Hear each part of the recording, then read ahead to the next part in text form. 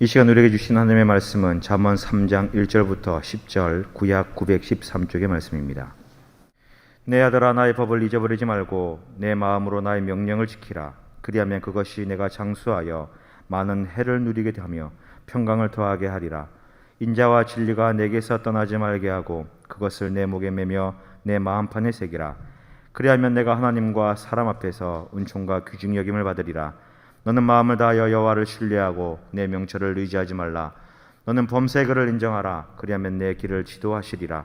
스스로 지혜롭게 여기지 말지어다. 여호와를 경외하며 악을 떠날지어다. 이것이 내 몸에 양약이 되어 내 골수를 윤택하게 하리라. 내 재물과 내 소산물의 처음 익은 열매로 여호와를 공경하라. 그리하면 내 창고가 가득히 차고 내 포도즙 틀에 새 포도즙이 넘치리라. 아멘. 오늘은 최고의 교훈이라는 제목으로 말씀을 전합니다. 오늘 잠언 말씀을 봉독해 드렸는데 잠언을 영어로 프로버브라고 합니다. 라틴어로 대신에 이런 뜻을 가진 프로, 그리고 말들이라는 뜻의 버바라는 두 개의 라틴어 단어로 이루어졌습니다. 따라서 잠언이라는 말은 많은 말을 대신해서 짧게 그 지혜로운 원리들을 요약한 짧은 가르침이라는 그런 의미입니다. 잠언을 히브리어로 미셸레 솔로몬이라고 합니다. 솔로몬의 잠언이라고 말은 하는데, 미셸레라는 말은 마샬의 복수형이고 마샬은 비유라는 것입니다. 비교하는 그런 말이라는 거예요. 한자어로 잠언의 잠자는 바늘을 의미해요. 그러니까 바늘 그러면 어떤 생각이 나나요? 바늘로 사람을 찌르잖아요. 그런 것처럼 잠언의 말씀은 우리의 마음을 찌른다는 것입니다. 어리석음을 책망하고 무지의 가르침을 주는 말은 우리에게 달콤하기보다는 고통스럽지요. 바늘처럼 우리의 마음을 아프게 합니다. 어리석음과 무지를 드러내주기 때문에 우리에게 고통을 주는 것이죠. 그 고통을 달게 받는 사람은 침이 우리를 고쳐주는 것처럼 우리를 지혜롭게 하는 그러한 역할을 하게 될 것입니다. 오늘 잠언의 말씀을 통해서 우리의 마음이 조금 아프더라도 우리가 깨닫고 고치는 그런 역사가 있기를 축원합니다. 오늘 말씀의 첫째로 우리가 기억해야 될 사실은 깨어 있으라 하는 거예요. 한번 따라할까요? 깨어 있어야 합니다. 우리 성도님들 깨어 있어야 돼요. 항상 영적으로 깨어 있는 우리 모두가 되어야 하는데, 오늘 1절 말씀을 먼저 보겠습니다. 1절 다 같이 시작. 내 아들아, 나의 법을 잊어버리지 말고 네 마음으로 나의 명령을 지키라 그랬습니다. 나의 법을 잊어버리지 말고 지키는 것이 바로 영적으로 깨어 있는 것을 의미합니다. 사람은 망각의 동물, 잊어버리잖아요. 모든 것을 잘 잊어버립니다. 그런데 하나님의 말씀은 잊어버리지 말라는 거예요. 잊지 않기 위해서 우리가 어떻게 해야 돼요? 날마다 노력하는 것입니다. 날마다 암송하고 외우는 것이죠.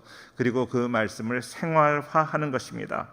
인간은 뭘로 되어 있어요? 우리 사람은 몸으로 되어 있다 그러잖아요. 몸, 바디로 되어 있습니다. 몸으로 되어 있는데, 몸은 육체와 마음으로 되어 있고, 마음은 영으로 되어 있어요. 마음은 영과 생각, 그리고 감정, 욕심의 창고와 같습니다. 하나님의 영이 우리의 마음을 채우지 않으면 우리는 정말로 하나님의 영이 없다면 죄와 허물로 죽어 있는 상태라고 사도 바울은 에베소서를 통해서 말씀하고 있습니다. 하나님을 주인으로 모시지 않은 마음, 마귀가 털을 잡는 것입니다. 삶의 싸움터가 바로 마음입니다. 마음에서 얼마나 갈등이 있어요. 이렇게 할까 저렇게 할까 많은 갈등이 있잖아요. 그렇기 때문에 잠언 기자는 이야기를 하죠. 세상에 지킬 만한 것보다 무엇을 지키라? 마음을 지키라. 그렇게 이야기를 하는 거예요. 이 마음을 누구에게 내어드리는가에 따라서 우리의 인생이 완전히 달라질 수 있어요. 하나님께 내어드릴 때 우리의 인생은 놀라운 하나님의 은혜 가운데 거하게 될 것입니다. 세상에게 마음을 뺏겨버리고 마귀에게 마음을 뺏겨버린다면 우리의 인생은 정말로 비참한 인생이 될 것입니다. 오늘 한 사람을 소개합니다. 삼손이라는 사람인데, 삼손은 한 번도 싸움에 져본 적이 없는 사람입니다. 싸웠다 하면 이기는 사람, 살아가면서 자기의 의도대로 되지 않은 일이 한 번도 없었습니다. 자기가 생각한 대로 모든 것이 다 되는 사람. 그런데요, 그래 성공할 수밖에 없는 사람으로 보이지만 삼손은 그런데 어느 날 자기 눈앞에 어느 여인이 다가왔어요. 어느 여인 들릴라가 자기의 눈에 들어왔는데 그 들릴라가 자기 보기에 얼마나 아름다운지 모릅니다. 그 여인을 그는 사랑하게 되었고 좋아하게 되었습니다. 그런데 그 여인을 삼손이 좋아하는 것을 보고 블레셋 사람들이 그 여인에게 들릴라에게 접근을 해가지고 삼손이 강한 힘을 가지고 있는데 그 힘의 근원을 알아내라. 그러면 내가 너희에게 큰 보상을 하겠다고 이야기를 합니다. 그 이야기를 듣고 삼손을 만나서 들릴라가 유혹을 합니다. 그 힘의 비밀을 알려달라고, 그 사실을 알려달라고 여러 번 이야기를 합니다. 그런데 그것을 알려주면 사랑하는 여인이니까 얘기해 줄 수 있잖아요. 그런데 그 이야기를 듣고 그 비밀을 같이 공유하려고 하는 것이 아니라 그 비밀을 알고 블레셋 사람에게 이야기를 해서 그를 죽이고자 하는 그러한 속셈이 있었다는 것입니다. 사사기 16장 6절에 이런 말씀이 있어요. 들릴라가 삼손에게 말하되 청하건대 당신의 큰 힘이 무엇으로 말미암아 생기며 어떻게 하면 능히 당신을 결박하여 굴복하게 할 수 있을는지 내게 말하라 그랬습니다. 자, 나에게 그 비밀을 알려달라고 이야기를 합니다. 그래서 거짓말로 그 비밀을 알려주지요. 어떻게 이야기를 하는가 하면 그렇지 않았는데 만일 마르지 아니한 그런 새 활줄 7으로 나를 결박하면 내가 힘을 잃어버릴 것이다. 그렇게 대답을 하니까 당장에 블레셋 사람을 불러가지고 새 활줄을 가지고 와라. 그리고 그 앞에서 그냥 그 삼손을 결박하는 거예요. 그러니까 자기가 죽이겠다는 거예요. 삼손을 죽이겠다는 것입니다. 노골적으로 삼손을 결박하고 삼손을 죽이려고 하는데도 삼손은 들릴라를 그냥 가만 놔두는 거예요. 어떤 조치를 하지 않아요. 뺨이라도 때리고 그 물러가라고 하고 쫓아내고 뭐 죽이지는 못하더라도 그런 조치도 하지 않습니다. 가만두고 있습니다. 무슨 이야기입니까? 삼손은 들릴라가 자기를 죽이려고 하는 그 상황에서도 전혀 긴장하지 않는다는 것입니다. 그래서 들릴라는 계속해서 그를 유혹하고 있습니다. 진짜 비밀을 알려주기 전에 이런 일들이 3차례나 있었습니다. 진정으로 세 번 이 일을 경험하는 가운데 있는데 드러내놓고 삼손을 죽이려고 합니다. 6절에 이어서 10절 말씀도 들릴라가 삼손에게 이르되 보라 당신이 나를 희롱하여 내게 거짓말을 하였도다. 청하건대 무엇으로 당신을 결박할 수 있을런지 이제는 내게 말하라. 들릴라는 삼손에게 사랑한다는 말 그냥 겉으로라도 사랑한다는 이야기를 한마디도 하지 않습니다. 결박하려고 했는데도 그에게 아무 조치를 취하지 않습니다. 그러다가 결국 어떻게 됩니까? 들릴라의 유혹에 넘어갑니다. 그가 눈이 뽑히게 되고 가사로 끌려가게 되고 노줄로 매어지게 되고 감옥에 갇히게 되고 맷돌을 돌리게 되었습니다. 기가 막힌 것입니다. 그런데 성경을 더 자세하게 보면 더 기가 막힌 상황이 있는데 9절 말씀 12절에도 이런 말씀이 있어요. 9절입니다. 이미 사람을 방 안에 매복시켰으므로 그랬어요. 방 안에 사람을 매복시킨 거예요. 삼손을 잡아가려고 삼손을 죽이려고 사람을 매복시킨 것을 이야기하고 있음에도 불구하고 삼손은 전혀 거기에 대한 어떤 대처를 하지 않습니다. 12절 말씀에도 들릴라가 새 밧줄을 가져다가 그것들로 그를 결박하고 그에게 이르되 삼손이여 블레셋 사람들이 당신에게 들이닥쳤느니라. 사람들이 준비되고 있었다는 것을 알고 있음에도 어떤 조치를 하지 않았습니다. 정말로 그들을 미워하면서 그를 내쫓지도 않습니다. 들릴라가 삼손을 결박하는 그 순간에도 들릴라에게 어떠한 일도 하지 않습니다. 그를 죽이지도 않고 그를 물리치지도 않고 가만두었다 하는 거예요. 너무나 방심하고 있었습니다. 19절 말씀을 계속 볼게요.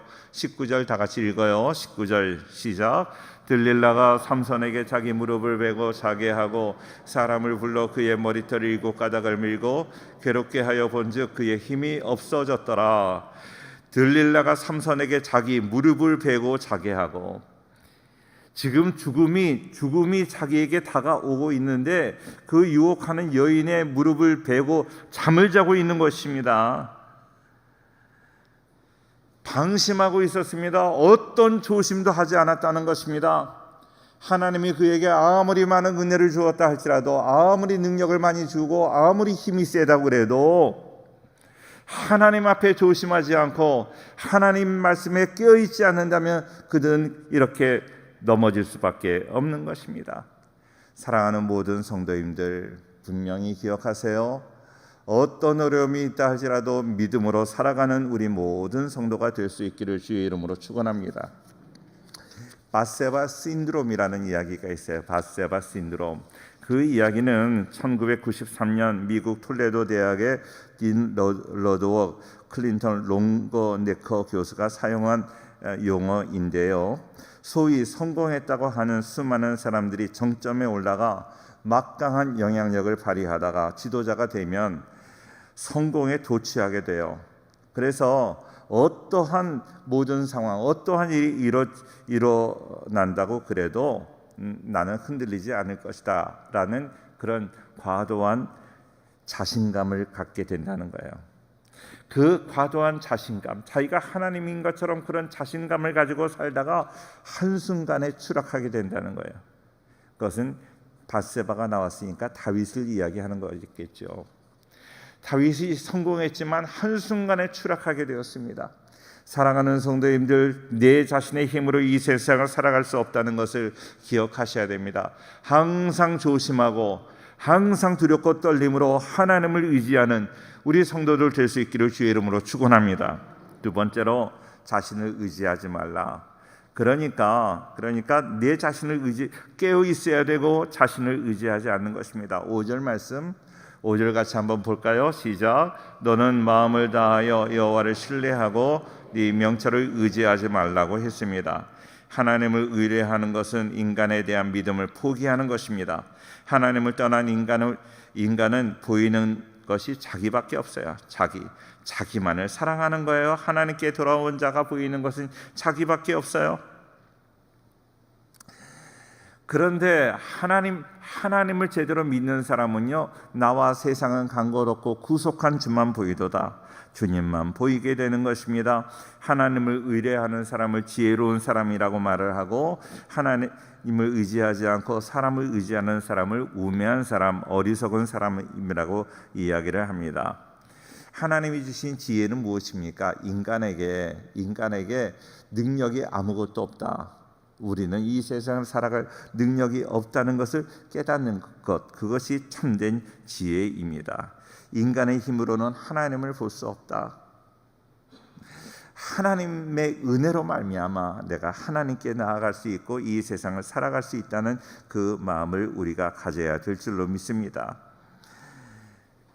사사기 말씀을 계속 보는데요, 16장 1절 말씀에 보니까 이런 말씀이 있지요. 같이 한번 읽을게요. 시작. 삼손이 가사에 가서 거기서 한 기생을 보고 그에게로 들어갔더니, 그랬어요. 가사에 갔다. 가사는 블레셋 최남단에 있습니다. 이스라엘 국경은 바로 블레셋 북쪽에 있고 가사는 맨 아래에 있습니다. 삼손이 가사에 내려갔다는 것은 블레셋 땅을 관통했다는 것입니다. 15장의 말씀을 보면 삼손이 나귀 투표로 1000명의 블레셋 사람을 죽였습니다. 1000명의 블레셋 사람을 죽였다. 이 얘기는 뭐예요? 블레셋 사람이 삼손을 원수로 생각하고 기회만 있으면 삼손을 죽이려고 할 것입니다. 이런 상황에서 삼손은 블레셋을 경계해야 됩니다. 그런데 삼손은 블레셋 북쪽에서 남단에 있는 가사까지 관통하여 갔다. 그가 경계하지 않았다는 거예요.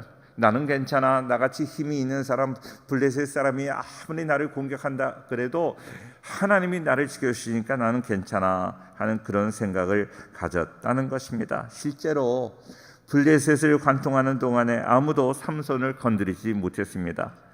그런 삼손이 두 눈이 뽑히고 노줄에 매이고 감옥에 갇혀서 맷돌을 갈게 되는 비극을 초래했다는 것을 우리는 간과해서는 안 됩니다. 자, 이렇게 이야기를 하는 목사님이 계세요. 차라리 블레셋 땅을 관통하다가 블레셋 사람들에게 잡혀가지고 아주 정말로 엄청 두들겨 맞고 그러다가 갈비뼈가 부러지고 다리가 부러지고 그런 어려움을 당했다면 하나님께 나아가지 않았겠느냐. 차라리 블레셋 사람에게 붙잡혀서 매맞고 다리가 부러지고 그래서 하나님께 나아가는 것이 더 낫지 않겠는가 하는 것입니다. 삼손은 위험한 블레셋 지경을 관통하는 동안에 그를 제지하는 사람이 한 사람도 없었습니다. 승승장구하였습니다. 삼손을 망하게 하는 그 비결, 승승장구였습니다. 우리가 이 세상을 살면서요 그렇게 기도하게 돼요. 만사형통의 은혜를 허락해 달라고 이야기를 해요. 만사형통, 모든 것이 다 잘되고 부족함이 없고 모든 것 다 잘되는 그런 모습들. 그런데 그것이 바로 사람을 망하게 하는 요인이 된다는 것을 우리는 기억해야 될 것입니다. 가사까지 오는 과정에서 죽을 고비를 여러 번 넘겼다. 그러면 하나님께 기도했겠지요. 그런 절박한 심정으로 가사에 가자마자 하나님께 감사 기도를 했겠지요. 기생한테 들어가지 않았겠지요. 그런데 그는 너무나 자신감에 빠져 있었습니다. 승승장구했습니다. 모든 것이 다 잘 됐습니다. 그러니까 그는 아무 생각 없이 기생한테 들어갈 수밖에 없었습니다. 사랑하는 모든 성도님들, 정말로 우리의 삶에 때로 어려움이 있어서 나를 의지하지 않고 하나님을 의지하는 그런 복된 우리 성도들 될 수 있기를 주의 이름으로 축원합니다. 이런 분들이 계세요. 목사님, 왜 이렇게 내 인생은 힘들어요? 내 인생은 왜 이렇게 고단해요?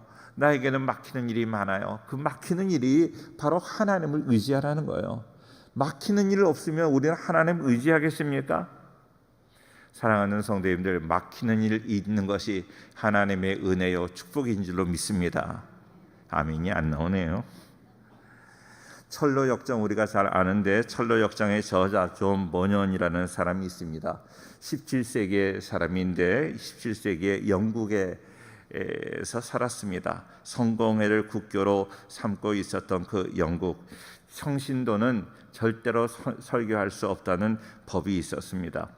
존 버년은 침례교 목사 존 기퍼드 목사님의 지도를 받으면서 구원의 확신을 얻게 되었고 믿음이 깊어졌습니다.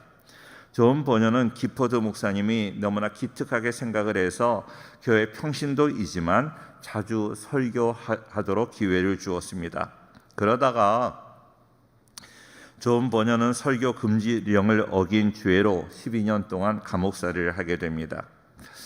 너무나 모범적으로 감옥살이를 하니까 간수가 어느 날 존 버년에게 존 선생, 오늘은 내가 당신에게 집에 갈 수 있는 기회를 주겠다. 자기 마음대로 감옥문을 열어주면서 집에 가서 가족들을 만나고 오라고 그런 기회를 주었습니다. 너무나 감사했죠. 존 버년은 감사한 마음으로 집으로 가고 있었습니다. 그런데 마음이 괴로워서 성령님께서 집에 가는 것을 허락하지 않았어요. 그래서 존 버년은 집에 가다가 다시 되돌아와서 감옥에 들어가서 오늘 하나님께서 내가 집에 가는 걸 허락하지 않으신다고 그렇게 이야기를 하고 돌아왔습니다. 그런데 그렇게 돌아온 다음에 1시간쯤 지났을 때 영국 국왕이 직접 감옥을 시찰하면서 존 버년이 갇혀 있는 것을 확인하고 돌아갔습니다. 그래요. 성령께서 그의 길을 인도하셨다는 거죠. 많이 돌아오지 않았다면 존 버년은 더 큰 어려움을 당했을 것입니다. 항상 내 자신을 의지하는 것이 아니라 하나님을 의지하고 하나님의 뜻대로 살아가는 우리 성도들 될 수 있기를 주의 이름으로 축원합니다. 세 번째로 악에서 떠나야 합니다. 자, 7절 말씀을 같이 한번 보겠습니다. 7절 시작. 스스로 지혜롭게 여기지 말지어다. 여호와를 경외하며 악을 떠날지어다. 그렇게 말하고 있습니다. 하나님의 말씀은 지혜의 원천이지요. 그러므로 우리는 자기의 경험을 의지하는 것이 아니라 마음을 다하고 하나님의 말씀을 따라가는 거예요. 그 말씀을 따라가고 하나님을 경외하면 악에서 떠나게 되는 거예요. 하나님은 의로우신 분인데 하나님을 믿는 자가 어떻게 하나님과 악을 함께 이렇게 따라갈 수 있겠습니까? 하나님을 두려워하며 악을 떠나 멀리해야 됩니다. 여기서 우리가 떠나야 될 악은 무엇인가요? 하나님이 악하게 생각하고 있는 것, 하나님 없이도 살아갈 수 있다는 교만한 마음이 악한 것입니다. 나는 하나님 없이는 살아갈 수 없어요. 하나님이 나는 필요합니다. 하나님이 필요합니다. 나는 당신이 필요합니다. 하나님 나를 떠나시면 나는 살아갈 수 없어요 하는 그러한 마음으로 살아가는 우리 복된 성도들 되기를 주의 이름으로 축원합니다. 교만한 사람은요, 다른 사람의 말을 전혀 듣지 않고 자기 생각대로, 내 생각, 내 욕심대로, 내 마음대로 살아갑니다. 어떤 훈계도 어떤 경고도 듣지 않습니다.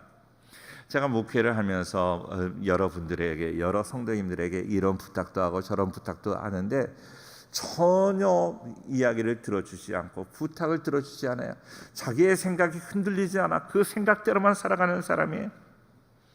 그렇게 살면 안 됩니다. 다른 사람의 이야기도 듣고 경고도 듣고 훈계도 듣고 부탁도 듣고 내 생각이 완전하지 않아요. 내 생각이 완전하지 않습니다. 이사야 5장 21절 같이 읽어요. 다 같이 시작. 스스로 지혜롭다 하며, 뭐라고 그래요? 스스로 지혜롭다 하는 사람은 화가 있다는 거예요. 재앙이 있다는 거예요. 절대로 내가 스스로 지혜롭다고 생각하는 것이 아니라 두렵고 떨림으로 어디에 어떤 모습으로 하나님께서 역사하시는가 하는 것을 우리는 늘 생각하며 하나님의 뜻대로 살아야 될 줄로 믿습니다. 사사기 16장 1절 말씀을 읽었는데 한 번 더 제가 볼게요. 삼손이 가사에 가서 거기서 한 기생을 보고 그에게 들어갔다 그럽니다. 삼손이 가사에 도착이 됐어요. 도착하자마자 기생이 보였어요. 기생이 보이자마자 그 기생을 한테 들어갔다는 거예요. 생각이 없었습니다. 내가 여기에 기생 집에 들어가는 거 하나님이 원하시지 않아. 이런 생각이 전혀 없었어요. 전혀 없었습니다. 그는 망설임 없이 기생에게 들어갔습니다. 어떤 생각도 믿음도 없었습니다. 그 안에 하나님의 역사도 없었습니다. 이 세상을 살다 보면 어떤 사람들이 나는 욱하는 성질이 있어 하고, 남자들 되게 내가 욱하는 사람이야 하고 그것을 자랑처럼 말하는 사람이 있습니다. 욱하는 성질이 없는 남자 없어요. 요즘 남자들 다 성격이 급해가지고 다 욱하는 마음이 있어요. 그런데 우리는 신앙생활하면서 예수님 때문에 그 욱하는 마음이 절제가 되는 거예요. 욱하는 마음이 있지만 예수님 믿기 때문에 예수님의 심정으로 그것을 우리는 참고 인내하는 것이요. 성령님께서 역사하심으로 인하여 욱하는 성질이 통제되는 것입니다. 예수님의 제어장치, 성령님의 통제장치가 작동돼야 되는 거예요. 기생을 보면서 기생집에 들어가고 싶은 본능이 발동하지만 그러나 성령께서 안 된다 하는 그 제어장치가 우리에게 작동되어야 한다는 거예요. 사랑하는 성도님들이 이 제어장치가 작동되지 않으면 너무나 비참한 인생이 되는 것이죠. 내가 본능만 작동이 된다면 얼마나 기가 막혀요. 본능적으로 살아가는 사람들은 얼마나 기가 막힙니까? 우리 성도님들 본능으로 살아가는 것이 아니라 말씀으로 살아가기를 축원합니다. 할렐루야. 날카로운 칼, 좋은 칼을 우리는 명검 그렇게 이야기를 하잖아요. 좋은 칼을 갖고 싶다면 칼집부터 준비해야 됩니다. 칼집이 없으면서 칼을 구하면 그 칼로 많은 사람을 해칠 수 있습니다. 그런데 많은 사람을 해치울 수 있는 그런 칼, 다른 사람만 해치우는 것이 아니라 그 칼로 나도 해침을 당할 수 있다는 것입니다. 칼집이 없는 예리한 칼은 위험한 것입니다. 제동장치가 없는 스포츠카는 흉기에 불과합니다. 우리나라도 얼마나 자동차가 발전이 되었어요. 자동차를 보면요, 계기판을 보면 계기판이 막 250, 260, 막 300 시속 300km까지 가는 계기판이 있는 자동차도 있어요. 그런데 우리나라 도로는 몇 킬로? 많이 달려봐야 100km, 110km밖에 달리지 못해요. 그 자동차 그런데도 막 200km, 300km를 달리는 그 성능이 있어요. 자동차 성능이 얼마나 좋은지 모릅니다. 그런데요, 잘 기억하세요. 자동차가 200km, 300km 달리는 그것만 있고 제대로 제어 장치가 없다면, 브레이크가 작동하지 않는다면 그거는 흉기에 불과합니다. 명검일수록, 검이 좋을수록 칼집이 좋습니다. 칼집은 바로 사람의 인격입니다. 겸손입니다. 칼집은 인내입니다. 칼집은 침묵입니다. 내 인격의 그 그릇에 담겨 있고, 인격이라는 그 칼집에 집어넣어지지 않은 그런 칼은 소용이 없다는 것입니다. 우리가 필요한 그 칼집을 성경에서는 절제라고 이야기를 합니다. 전선 없이 텔레비를 작동할 수 있는 걸 우리는 리모컨이라고 말하잖아요. 리모트 컨트롤. 그런데 나를 조종하는 것을 셀프 컨트롤이라고 그래요. 셀프 컨트롤. 자기 자신을 잘 조종해야 됩니다. 하나님께 구하고 구해야 되는 것, 우리의 절제입니다. 절제는 성령의 열매예요. 성령 충만할 때 하나님께서 열매로 주시는 것이 절제입니다. 갈라디아서 5장 22절 말씀 같이 한번 보겠습니다. 다 같이 시작. 오직 성령의 열매는 사랑과 희락과 화평과 오래 참음과 자비와 양성과 충성과 온유와 절제니 이 같은 것을 범죄할 법이 없느니라. 저도 이거 어려서부터 초등학교 시절부터 얼마나 많이 외웠어요. 그런데요, 외울 때마다 어떤 생각이 들었는가 하면, 오직 성령의 열매는 사랑과 희락과 그렇게 나오니까 사랑이 좋은 열매, 희락이 그 다음 좋은 열매, 그리고 맨 마지막에 있는 절제는 이거는 뭐 열매 같지 않은 꼴찌 열매, 이렇게 생각을 했습니다. 그런데 참 중요한 것은 정말로 아름다운 열매들 많이 있잖아요. 아름다운 사랑과 희락과 화평과 오래 참음과 자비와 양성과 충성, 온유. 그런데 이 8가지의 열매가 절제라는 그릇에 담겨 있지 않으면 아무것도 되지 않는 거예요. 모든 열매를 맺되 그것을 절제 안에서, 절제하는 그 우리의 모습 안에서 아름다운 열매가 꽃을 피우게 될 줄로 믿습니다. 우리가 너무나 잘 아는 다윗 왕, 성령 충만한, 하나님께 늘 기도했던 그런 사람이었어요. 다윗 왕은 성령의 열매를 맺은 그런 사람. 그러니까 성령 충만하니까 열매가 있겠지요. 어느 날 그는 동굴에 숨어 있었습니다. 동굴에 숨어 있었는데, 엔게디 동굴이라는 동굴에 숨어 있었는데, 그 자기를 죽이려고 하는 그런 자기 원수 같은 사울 왕이 그 엔게디 동굴에 들어와서 뒤를 보려고, 화장실에 가려고 동굴에 들어왔어요. 그리고 뒤를 보고 있습니다. 절호의 기회입니다. 원수 같은 그 사울을 죽일 수 있는 절호의 기회. 칼로 찔리기만 하면 자기는 이제 이 어려움에서, 자기를 죽이려는 위협에서 해방받을 수 있어요. 하나님이 이 기회를 주셨다고 생각을 할 수 있어요. 그런데요, 그 순간에 성령께서 그의 마음에 역사하셨어요. 안 된다. 하나님의 기름 부어 세운 하나님의 종을 함부로 손대면 안 된다 하는 그런 깨달음을 주셨어요. 절제의 은혜를 주셨다는 거예요. 성령 충만하니까 절제가 마음에 다가와서 도저히 그 왕을 찔러 죽일 수가 없었습니다. 정말로 훌륭한 왕이었죠. 훌륭한 다윗이었습니다. 그렇게 훌륭했던 다윗이 이제 자기가 전쟁에 이기고 자기가 왕으로 오래 있으면서 마음이 교만해졌습니다. 마음이 교만해지고 하나님 없이도 살아갈 것 같은 그런 마음. 그래서 성령의 인도에 대해서, 성령님의 역사에 대해서 둔감해지기 시작을 합니다.